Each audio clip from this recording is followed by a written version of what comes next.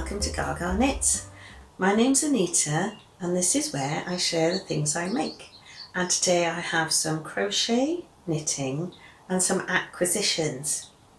Now I'm hoping the weather's going to play ball with me. I just set everything up and it started to rain. I'm back in my conservatory. The bike has gone, so I have enough room. I'm all set up and then it started raining and it was very loud, but it seemed to have stopped. So hopefully I'll get through the whole podcast without the rain starting again. I'm wearing my Georgetown. If you remember last week, I think, or a couple of weeks ago, I was saying that I made this a long time ago and I don't wear it because the sleeves were too long and this very deep neckband wasn't sitting correctly at the bottom, so I have removed the excess, or quite a bit, still a little bit of a bagginess, but I do like a long sleeve. So I have removed some of the yarn from the sleeves and I took the neckband off and re-knit it using the extra yarn, and this was all I had left. So a definite case of yarn chicken here, because I weighed this on my little kitchen scales and it didn't even register on there. It wasn't even 1 gram. It's just the minutest bit. And it was quite worrying because I was doing the stretchy bind off, so it uses quite a lot of yarn and I didn't want to end up without enough yarn to cast off. But I did. I just managed that tiny little piece there. It was definitely a case of yarn chicken. That is what I'm wearing. Now, crochet, I have finished. I have a finished object. I finished my skinny scarf. So it's the Simple Stitch Skinny Scarf by sweetbeecrochet. And I made it in this beautiful 4-ply yarn from Tyddyn Bryn. And I put the tassels on the end. So it's all ready now for wearing to Wonderwool. I will put a picture in. I asked Martyn to take a photo of me in the scarf so that you could see that, and I also asked him to take a photo of me in the cardigan, so I'll put both pictures in so you can see. So I'm glad that's finished, and I had, how much remaining did I have? 23 grams of the yarn left, so I put it in my scrappy blanket, my ongoing, and I thought I'd put it in straight away, so I got a couple of extra rows of in my blanket. This is coming on nicely. I do love this blanket. I like working on it because when it's a bit chilly it keeps your legs warm while you're crocheting away. And when I look through it, I do recognise some of the yarns from various projects. So it's a really nice thing to keep. It's like, it should be a memory blanket. I do want to make a cosy, is it called a cosy memory blanket? The mitered square blanket. I do have plans to make one of those in December, but I'll come to that in a bit. So that was my finished object for crochet, and then completely finished because I finished all the yarns, so I'm going through my stash slowly. And then another crochet project that I had started, I showed you a little bit of last time, was out of the Crochet Farm, and I'm making the Old English Sheepdog for my grandson Jack. Hello Jack! Apparently he watches my podcast on a Sunday when he's getting ready for bed, and he likes it if I mention his name.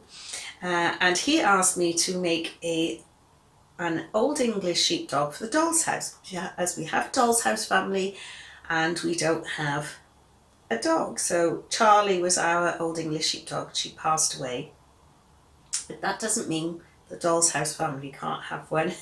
So this is as far as I've got, and it doesn't look as bad as I thought it was going to. I need to do the ears. She had one grey ear and one white ear, and she had one blue eye and one brown eye, so I have to do her features.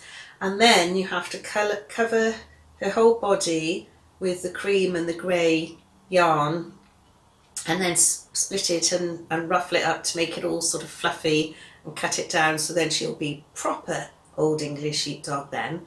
I'm hoping to get that finished by next week. I really haven't enjoyed this. I used a 2mm hook and it's really fiddly, and the yarn was getting caught, and the hook was really fine, but the actual little hook on the end was very small. Oh, anyway, I've done it because I love Jack and he asked, but I don't think I'll be making them this small. The patterns in here are meant for DK weight, and obviously I use 4-ply to make it small enough for the doll's house. Although she is going to be a very big dog in the doll's house. But it doesn't matter, that's what he asked for, that's what I have done.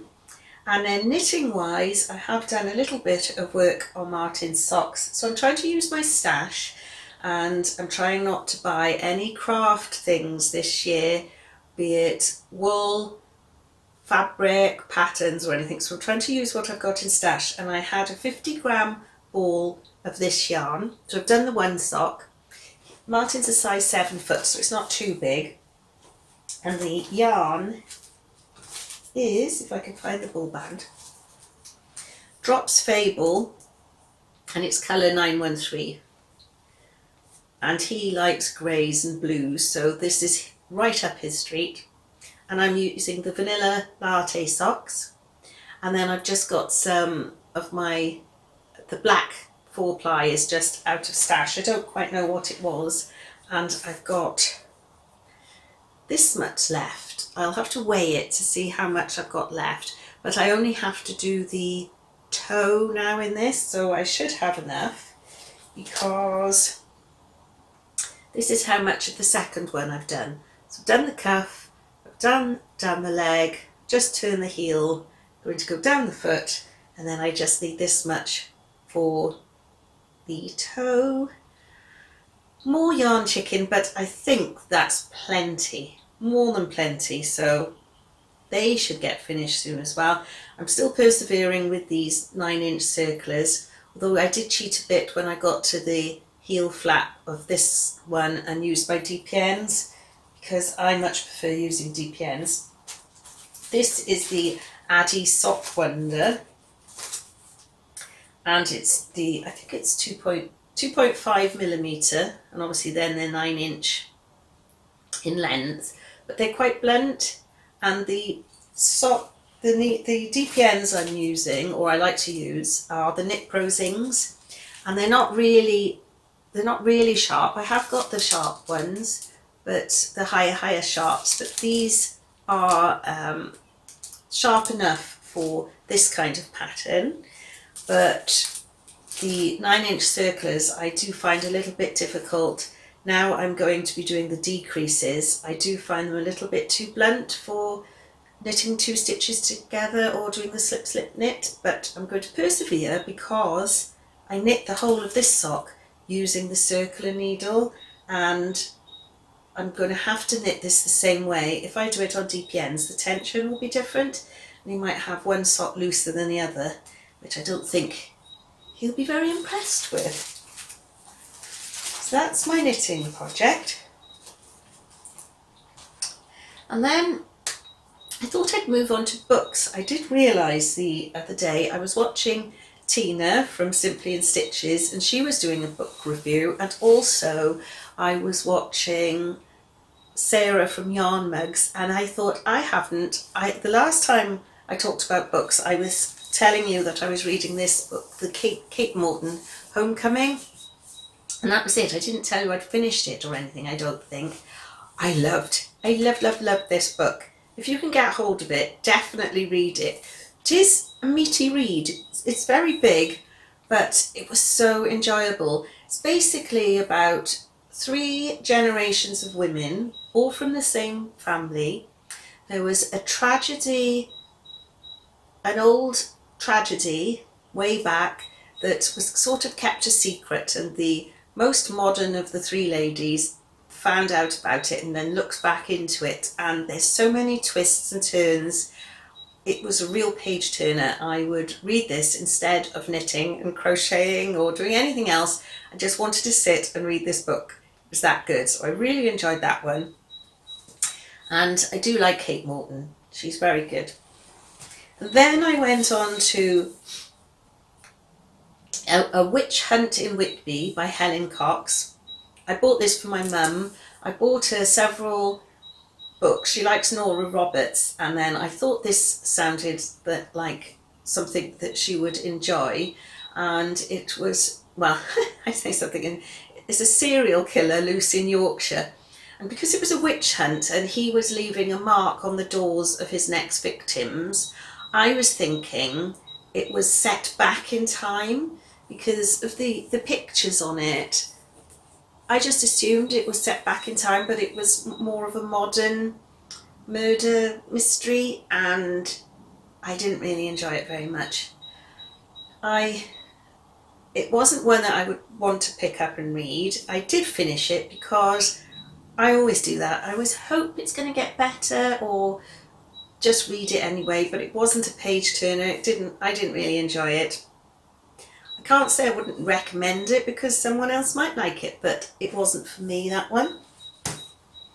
And at the moment I am reading a Nora Roberts book called Identity, and as I say, my mum likes Nora Roberts and my cousin bought this for her for Christmas, and my mum enjoyed it very much. I am reading it now, and it is about a woman in her 30s, and she has her identity stolen and a lot of other things. It's much darker than that, and she has to move back home and restart her life. It's meant to be a good bit of a thriller as well, and it's okay. It's not one. It's enjoyable enough when I pick it up and read it, but it isn't one I've got to read like my other one was, The Homecoming. But I will read it. I am reading it. I'm about halfway through. I do just tend to read in the evenings when I go to bed, but if I find a really good book, I will read through the day as well. So that's all my books. Now on to acquisitions. So, as I say, I'm trying not to buy anything crafty, which just makes me buy other things instead. So I've bought some books, and they are kind of craft related. I've got several books that I use for different things. Get them and I'll show you. I've shown these before because I did a sort out before. So I have all these books for my various craft things. I'm going to put a video in a minute so you'll see them in more detail. And I wanted to sort of combine them all together in one book. And I was thinking to get a Filofax. Now the Filofax that I liked, there was a bright yellow floral one, and it was very expensive. But the thing I liked about the Filofax is I didn't want to do a bullet journal, use it and then put it away and keep using new ones. Certain things I wanted to keep in the book all the time and then just replace certain sections of it. So I saw this Filofax and I thought it was too expensive. Then on a site I found a Filofax notebook with the same cover, the yellow sort of daisy print. And it was a lot cheaper, and it was A5, which is what I planned to get. I wanted an A5 one, so it's, a fairly decent size. So I sent for it, and this came. This is not A5. I looked it up on Amazon to see where I went wrong, and it does say A5, and it gives you measurements as well, to be fair, but I didn't look at the measurements because it said A5. So if you open it up, it is A5, but to me that is not an A5 notepad. I don't know about you, it's that size. A5 would be that size when it's actually a whole cover. So I have this notebook now, but it's too small. I don't want to use it for that, but I will get round to using it. I could have sent it back, but I didn't. I kept it, which is I suppose what they hoped that you would do. But instead, on Etsy, I found this beautiful book. So this is handmade, it's hand covered, it's A5 an A5 folder, so it's got the metal bits in them. Gosh, words escape me. It's got these bits here, like a, I want to say lever arch file, but it's just like a folder. And this is much nicer. It's from Twig and Leaf. I haven't got the card with me at the moment, but Twig and Leaf on Etsy. Twig and Leaf on Etsy. I will leave all the details of everything I talk about in the down bar, in the description box. And I have made a little video to show you how I have organised this, so I shall put that in for you now. At the moment I'm using 4 different books. So I have a bullet planner where I keep my bank statements and general notes and lists and all that sort of thing. I have a sewing journal, a knitting journal and a podcast notes book. And it's too many things, so it has now been replaced with my new journal. So all of these replaced by one of these. This is how I'm organising my new book.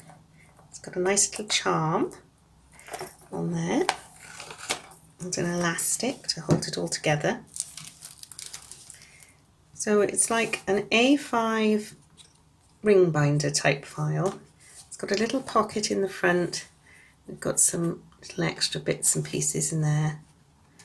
There's a little wallet in there for notes. And something similar in the back. Some notes here and a little tag and some pretty little bits and pieces. And you've got some note paper in the front, and I've added paper as well now. And in this first section I've got a meal planner. At the moment it's blank, but I'm slowly filling everything in. And then we've got my bank accounts, so there's nationwide. And like I say, I haven't filled these in yet. My standing orders and direct debits are going to go on there, and then the main bulk of the payments and things are going to go in this section. So I've got one for the nationwide and one for the Halifax. And then I've got the next section, which is a birthday planner. And I have done a 2-page spread for birthdays. Obviously I haven't filled it in yet, so I can see at a glance the whole year.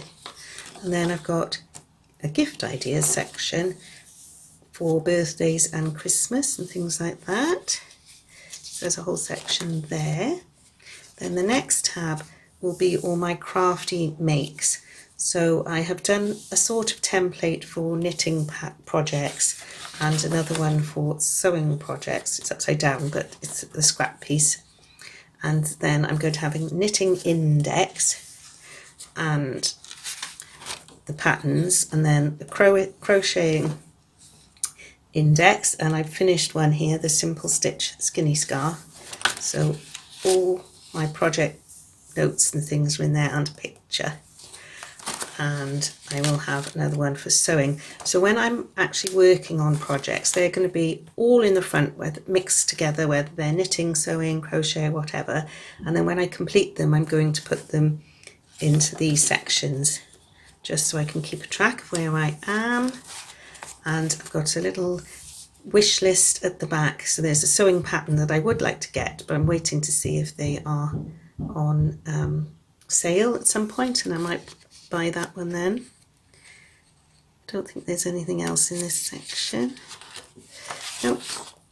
And then I've got, it's a thicker card I'm using for the projects, because obviously I'm putting maybe a fabric sample or some yarn and a photo, so it needs to be a little bit thicker.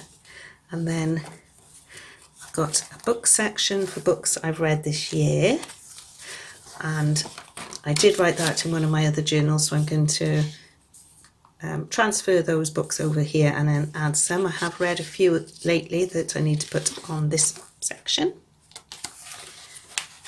And then podcast notes. And I have just started work on the podcast notes for today. And that's it then. But it's all together in one big folder rather than several different books, which is a much better plan. So I couldn't be more pleased with that. I'm going to fill that, and there's certain sections then, as and when they get filled, I can put them in a separate file, but this can be ongoing then, so certain things like the birthday planner and different things like that, I can keep in there all the time. And the other thing that I have purchased, so no craft things, and yet I've ordered yarn. And the reasoning behind it, or the way I've got around it is, I have ordered a yarn advent calendar from Craft House Magic, the lovely Ellie. So she has just announced her advent calendars for 2024 for December, and it's Woodland Wonders, and she does show you, I'll put a picture up to show you her the advent calendars, and then she's got the colours that will be in there. Obviously not all the yarns, so it's secret, but the colour scheme, and I just thought that's really up my street. I've never had a yarn calendar before. I know they're very expensive, and I have bought the 24-day one, not with the extra skein of yarn, because I want to make the mitered square blankets. So I've ordered the DK weight one. I don't need the extra skein, but I'm going to really enjoy doing that. I'm going to open the little packets every day in December, like you would, it's an advent calendar, and try and knit up a little mitered square every day until I've got a whole blanket, I'm hoping.